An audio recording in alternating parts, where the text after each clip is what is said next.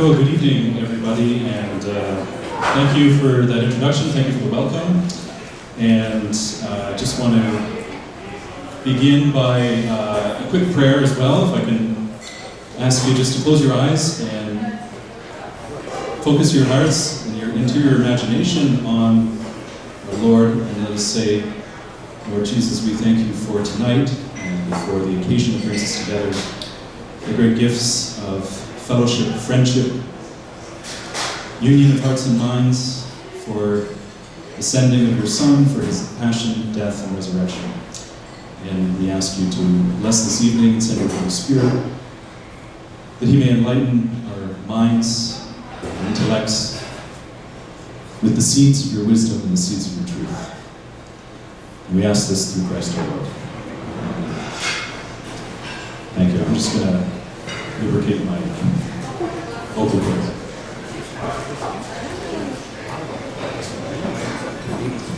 So it's wonderful to look out at all of you tonight and to see familiar faces, and I don't think I could begin without an appropriate shout out to some friends who I see here, former students from Wayside Academy in Peterborough over a decade ago who were elementary school students then, but who are young professionals now, over at the back there.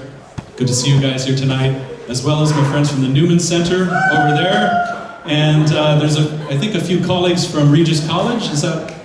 Yes, okay, a colleague, Hannah, Kim, good to see you too, and all the rest of you as well, friends in the Lord. So I was invited to talk about Ignatian discernment, especially the question of discernment in daily life.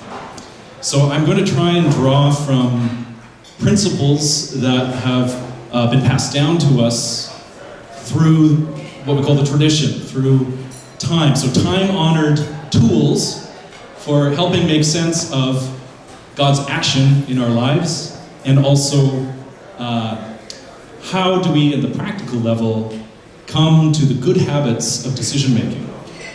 Now there's different kinds of discernment, as I see it. There's kind of three levels, you might say. The first level is kind of the macro level, or the mega level. These are the big life questions, right? Vocational questions. The kind of discernment we make when we want to know, what is my vocation? Am I called? What forms of vows am I called to? How am I supposed to dedicate my life to God? Is it through consecrated life, through married life? If consecrated life, what order, what diocese? If it's married life, is it Susie? Or is it Fred? You know, like, is it which particular person am I called to marry? These are big questions, and the tools of Ignatian discernment can be applied to them, and more often are applied to them, right? To the big questions. But then there's like another layer of questioning. There's like the medium level of questions that we discern in our lives. These are questions like, should I move to a different city? Is there a different job I should take? Is there a program of studies I should enroll in? What should I do with my summer? Should I move to Japan for a year? You know what I mean? There's kind of a medium. It's not a life decision, but they're important decisions. These rules of discernment apply to those as well. But then there's a third level or type of discernment, and these are, call them the micro decisions. And these are the decisions that we have to make on a daily basis. Right? Should I go to this concert? Should I go to this event? How do I process a conversation that I had with a friend? Am I being a good son, a good daughter? How do I manage my digital media consumption? How much is too much? How do I structure my day? What do I do with my time? Right? So these are kind of the daily questions that might face us, and for our faith not to be an abstraction, it actually has to be enmeshed with these questions as well. This is where the rubber hits the road, where our relationship with God becomes real because it becomes applied. And I think so often we're at a loss to know exactly how do I decide what is the good in my life. Now, we're going to focus on that third category, the kind of the micro decisions of everyday life. And I'm going to talk about different principles that may or may not be useful to you. If they're useful, take them and run with them. If they're not, you can safely ignore them. There's a principle in the spiritual life called, at least the Ignatian spiritual life, called tantum quantum, which is Latin for insofar as it's helpful or useful, use it. If it's useful for your spiritual life, take it and run with it. But don't feel you have to memorize everything and incorporate everything. Ultimately, the spiritual life is simple. It's not meant to be a puzzle or an overly complex enterprise. It's a relationship, as we know well. So, you're in daily life. You're faced with one of those questions.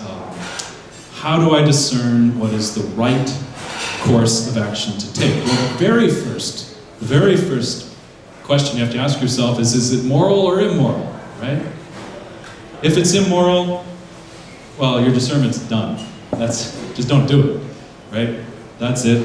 But if it is moral, that is to say, it's a course of action that you know not to be wrong, not to be sinful. If you're unclear still of whether you should do it or not, you might be facing what's called a choice between goods. Well, sometimes, especially in our culture today, in which there's such a spectrum of choice, right? We live in the catalog culture, the internet culture.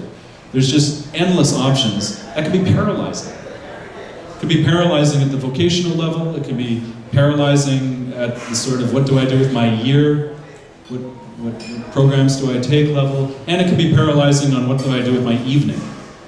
What do I watch? What do I do with my time? So here's what we do. We have to learn how to choose the greater good of those goods.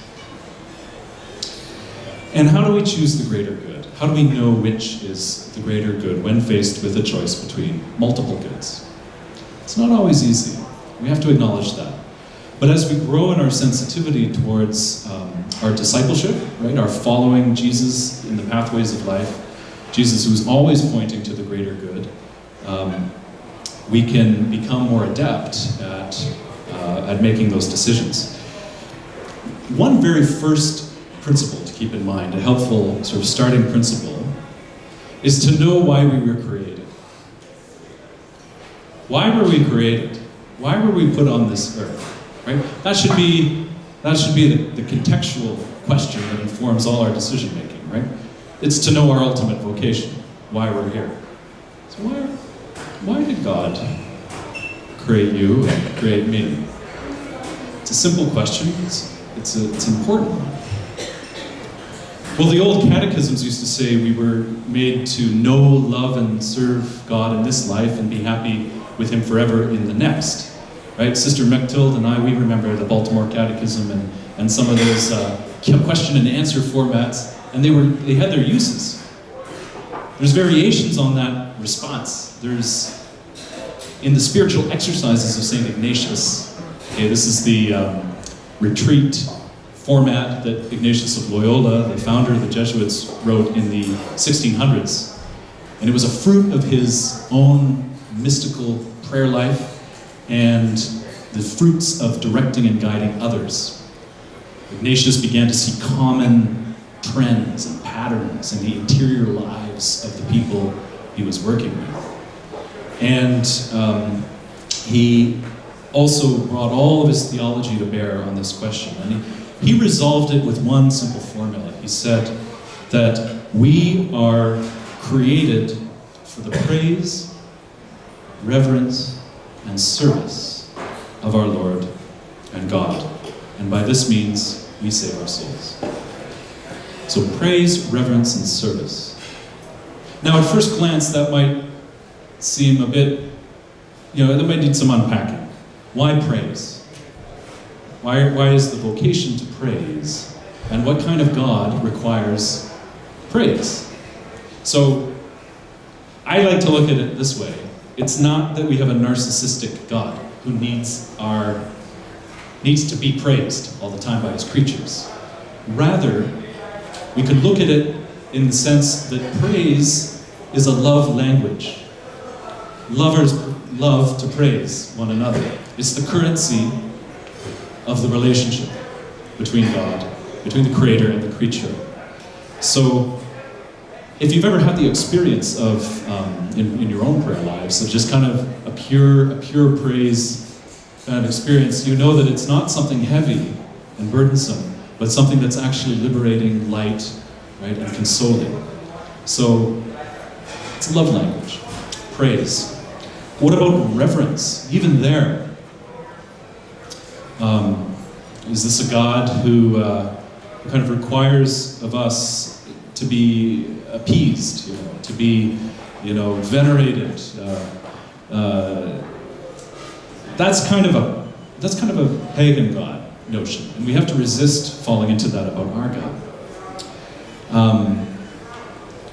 Why do we reverence God? We reverence God because there's one incontrovertible fact about our lives, and that is that we are not God. That we are the creature. And I might be a lot of things, but I am not the author of my own existence. Somebody else is. And that deserves reverence. So even in the most intimate relationships with God, even the greatest of saints have always said that it was marked by the character of reverence. And I think even lovers know this too, that the closer they are together in intimacy, the greater the reverence they have for one another. Does that sound like that paradox might actually be true to you? That intimacy and reverence actually go together. Okay, so that's the idea there. Praise, reverence, and then service. Why are we made to serve God? Again, is this a God who needs slaves, who needs servants? Of course not. But service is also a love language. Love wants, desires to serve the beloved. And there's a song I heard once, and it was just a simple refrain, and it really captured me. The singer was singing to God. He was singing, "O Lord, to know you is to love you, and to love you is to serve you." Right? So there was a 3-point jump there. Just in knowing, when you get to know God, you just have a natural desire. You're just drawn to love, and then in love, to offer yourself, because that's what love does. St. Ignatius teaches, love shares what it has. Love shares what it possesses. Even if all you possess is knowledge, share that. Share that.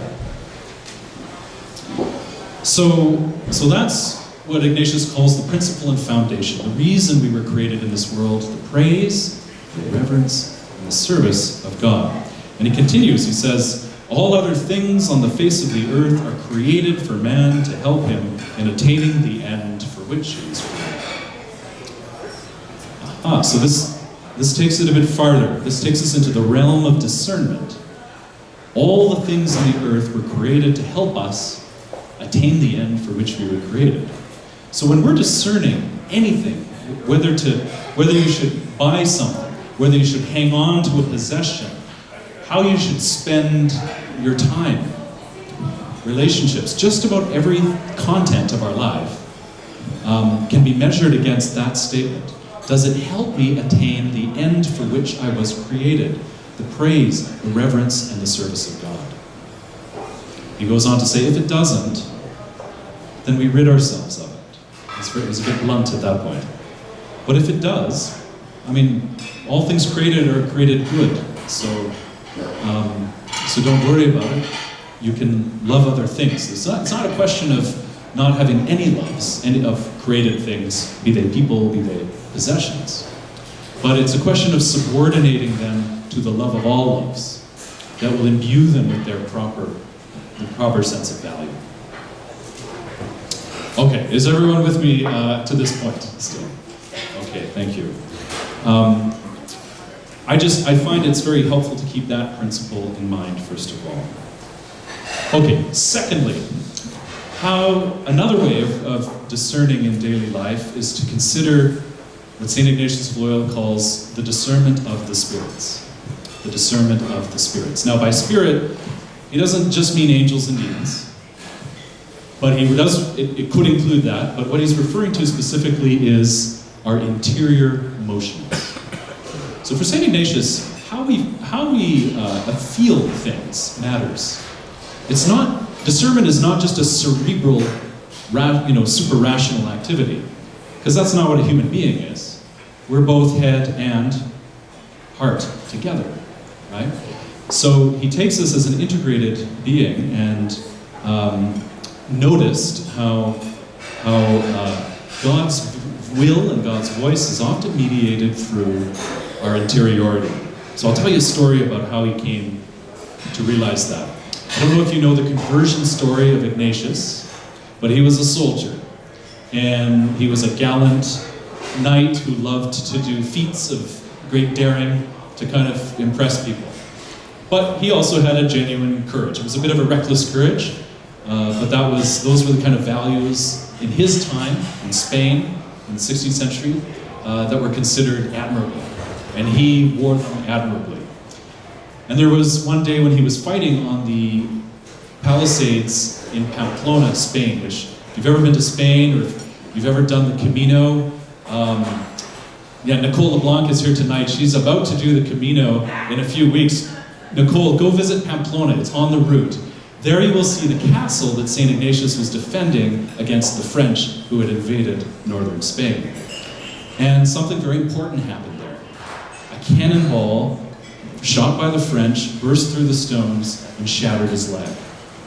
Now back then, you didn't just go to the hospital and have high-tech treatment. Like, you could die from a broken limb. They could get infected.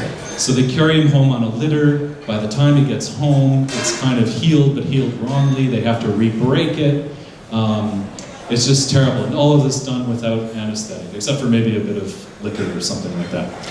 And then there's like months and months of convalescence. He's basically stuck to his bed, and there's no YouTube, there's no digital media, there's no television, there's no diversion. There's not even a lot of books. Books were very recently invented, and so they were expensive. They had a few books. They had A Life of Christ by Rudolph of Saxony, and they had A Lives of the Saints. And they also had a bunch of romances of the time. So the romances of the time were these stories about the kind of life that he wanted to live. Great feats of daring do, doing gallant deeds in battle to win the great lady. These kinds of things. That's the original name of romance referred to.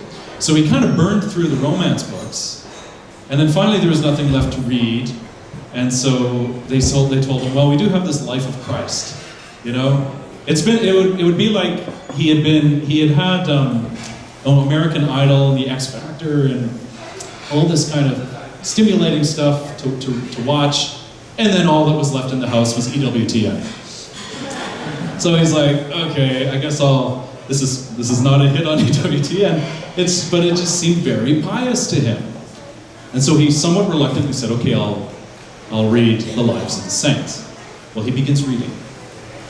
And he reads about the life of Dominic. He reads about the life of Francis of Assisi. And before long, he starts imagining that he too could do the things that they did, right? He starts to imitate them in their feats of daring do, of gallantry, but those that were done for God. Then he notices a few things. Back when he was reading sort of the adventure stories and the romances, he felt what he would call consolation. He felt good. He felt like stimulating. But it was kind of a spike hit. He'd feel really good, but then it would kind of fritter away, and then before long he was kind of back to where he was before, and maybe even feeling a little lower. He noticed when he was reading The Lives of the Saints and the life of Christ, and beginning to think to himself, yeah, I could do that. I could give away all my possessions like Francis did. I could travel all the way to the Holy Land and preach the gospel like Francis did. I could become a great preacher of the Lord's mysteries, just like Dominic did. He's thinking these thoughts, he notices after the fact that he is also experiencing what he calls consolation. Right? Peace, joy, a sense of the nearness of God. But he's noticing something is different in this case than it was in the previous case. He said it was more intense and it had a longer stay. So it was a consolation of greater intensity and greater duration. And he reflected on that. See, Ignatius was a great scientist of the soul. He wanted to see what the data, he was able to look at the data of his own interior experience, reflect on it, and draw conclusions. And the conclusions that he drew were that God was actually speaking to him through his interior experiences. And this was the birth of what would later be called discernment of spirits, or discernment of God's will. Okay? So, to draw a conclusion from all that, in a shorthand kind of way, in our own lives, if we reflect upon what Ignatius calls felt knowledge, what we know about ourselves and the decisions we have to make, and then how we feel about them, but not just any feeling, but in this way, whether the idea of it gives me peace, or the idea of it gives me even joy, and any kind of increase of your faith, hope, and love. Those are the theological virtues that link us to God, keep us closer to God. If you experience those, he would say, you're experiencing spiritual consolation. It's a sign of approval. It's a sign of a green light. It's the Lord saying, go with that. Go with that. I'm blessing that. My will is that you continue in my peace and continue in my joy. And of course, the contrary is the same. If you're feeling not peace, not joy, if you're feeling that a course of action would take you distant from God, if you're left with confusion, turbulence, disturbance in your spirit, okay, disquietude, all of these are symptoms of something's not right. It's a decision that might be under the influence of not a good spirit. It's not a path that you kind of want to take. Okay, I teach a week-long course, 14 classes on this, just that thing that I just said. So there's a lot more that could be said about it to unpack it, but I think if you take that away, just that nugget of principle, and start applying it in your life, okay, you're already beginning to discern spirits in your life, which is another way of saying you're discerning God's will in your daily life. Okay, it's simple. What gives you peace? What gives you joy? What versus what doesn't? Okay, and sometimes we do. It might sound easy, but sometimes we do need to actually pay attention to that.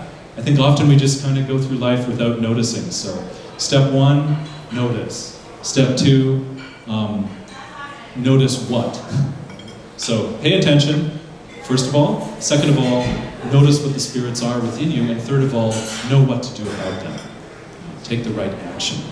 Okay? So that was the second thing I wanted to say. So the first thing was, why am I alive? The praise, reverence, and service of God. The second thing was, do a bit of discernment of spirits. And it namely is what gives you joy, peace, or faith. And that could be God speaking to you. Okay, third thing I want to say, what about the different ways we might make a decision? Meaning, we don't always find ourselves in the grip of consolation or desolation, right? Sometimes we just have to make a snap decision. Sometimes we're not feeling particularly peaceful, joyful, or desolate and disconsolate. And in the spiritual exercises, St. Ignatius accounts for the different states that we might find ourselves in. So the first one, I'm just going to give you the 3 different states that you might find yourself in. The first one is when God has moved you and attracted you so clearly that you have no doubt about it. Think St. Paul on his horse on the way to Damascus, right? Literally getting knocked off. You could have a spiritual experience that is like a metaphor of that. You know, you're so knocked off your horse, it's clear. Or think Matthew. Do you remember how Matthew gets called to follow the Lord? What was he doing? What was he doing when he was called? Sorry? Yeah, he was tax collecting. It literally says he was just sitting at his desk. Jesus sees him, that's all it says, was passing by, he sees him, and he says, what does he say to him? 2 words, follow me. And what does the gospel say that Matthew does? It's very simple. He gets up and follows him. What went through his mind, we have no idea. But we know that something happened, right? He was a rational human being, but he left everything at that moment, got up and followed the Lord. Okay, those are those kinds of discernments. That's on God. Those kind are really in his court to let you know that he is moving in such an incontrovertible way, right? Meaning a way that's like no confusion. I happen to think those ways are kind of rare, but they do happen. They do happen. And then you just follow. You just get up and follow.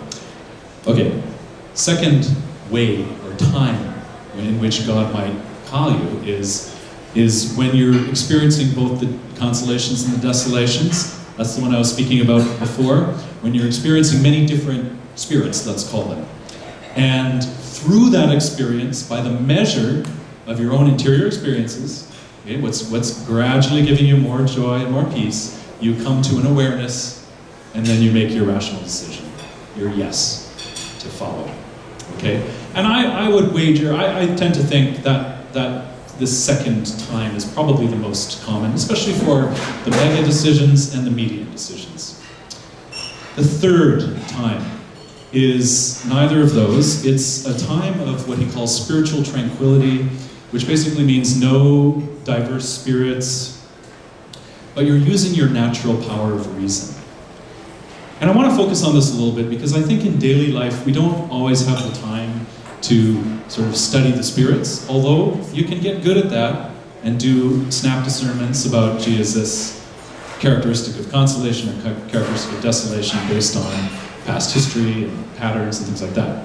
However, let's face it, there's a lot of decisions we have to make, and we just have to make a decision. You use your natural power of reason. So this is where you can start to plug in some of the principles I've mentioned. Why are you created? Like, who am I in the sight of God right now? How does this decision affect my vocation to praise, reverence, and serve God? Another principle is the principle of the highest law of all. What's the highest law? The sum and total of all the law and the prophets, says our Lord.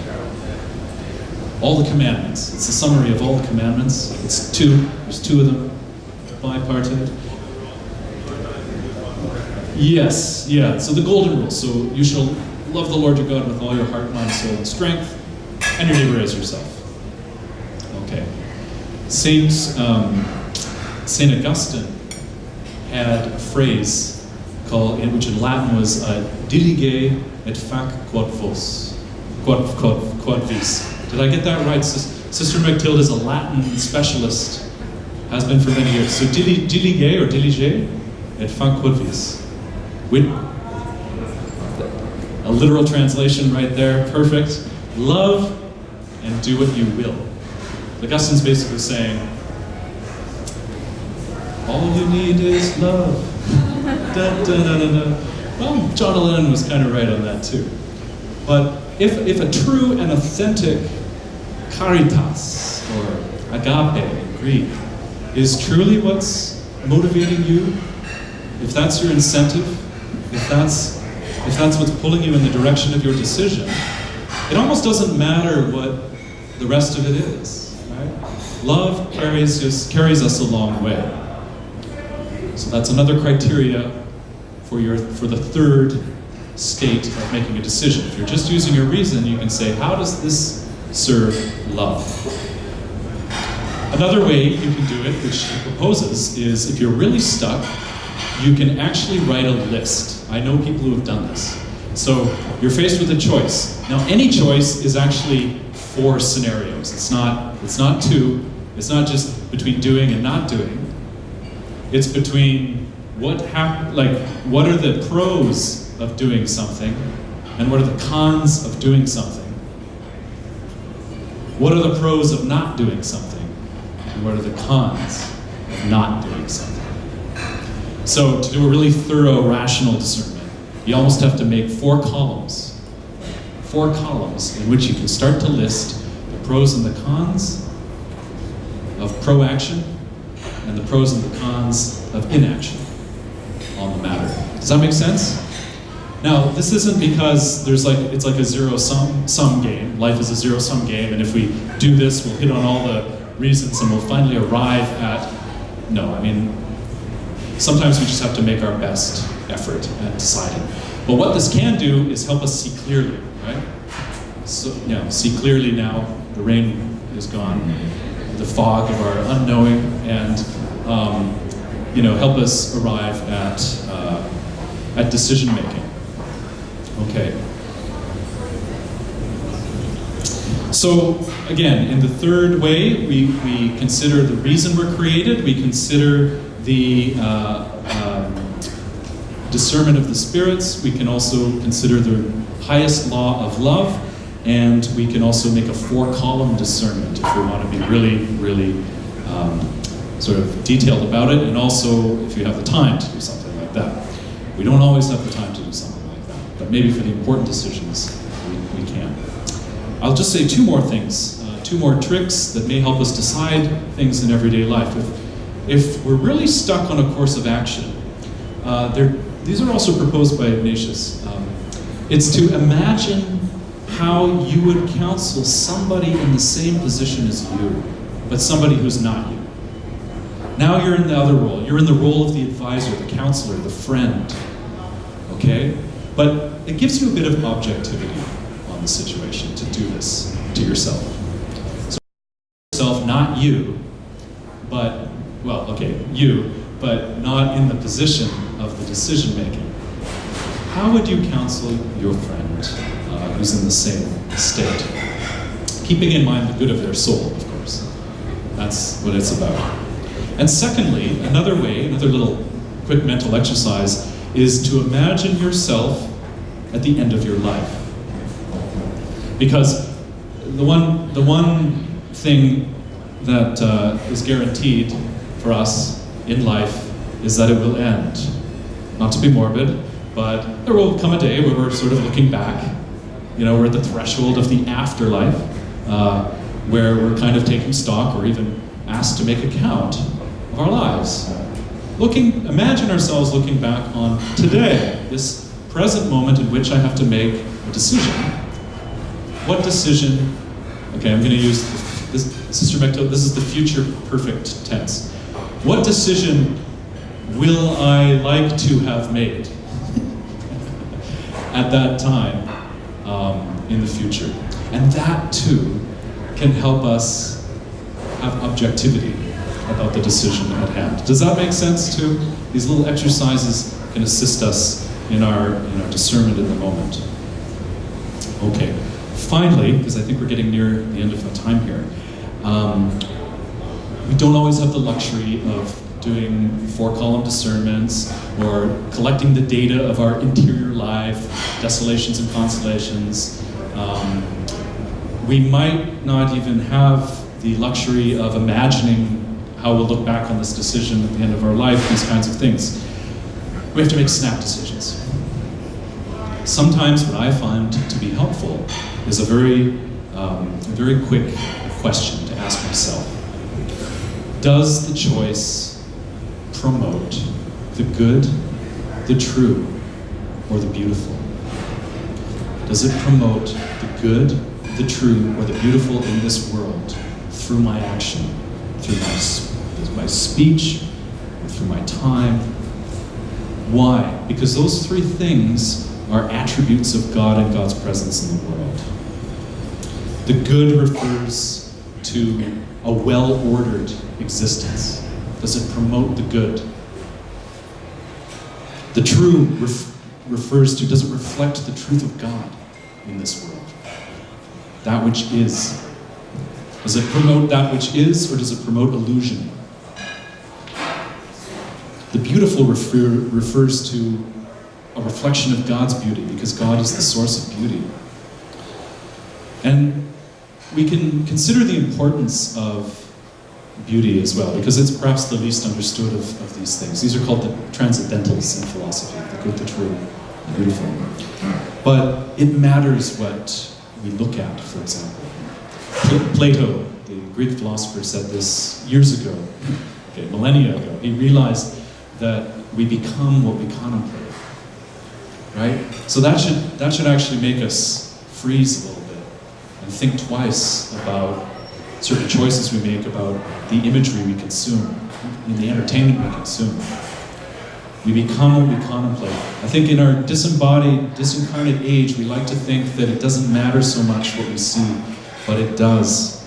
It does. Even St. Paul says this. He says in Philippians 4:8, "Brethren, whatever is true, whatever is honorable, whatever is just, whatever is pure, whatever is lovely, whatever is gracious, if there is any excellence, if there is anything worthy of praise, think about these things, or gaze upon these things." So, I'll just sum up. The highest law is love. Let that be your guide. How does the decision of doing or not doing impact love of God, love of neighbor, love of self in the healthy way, and also my love and relationship with nature, because our decisions affect all four of those relationships. Second, how does it affect my ultimate vocation, the reason I'm created, which is for the praise, reverence, and service of God? Third, discern the spirits, the interior motions. Does the idea of following one decision give you consolation, which is to say, joy, peace, faith? Or does it give you desolation, confusion, darkness, distance? Follow the former and not the latter. Fourth, if I'm using my reason, what are the pros and the cons of doing the action? What are the pros and cons of not doing the action? Make a 4-column list if necessary. Fifth, imaginary counsel. What would you counsel a stranger to do in the same situation? If I'm at the end of my life looking back, what action will I wish to have made in the present choice? Sixth, and finally, does the choice promote the good, the true, or the beautiful, which are all aspects of God in my life and in the lives of those around me? Thank you.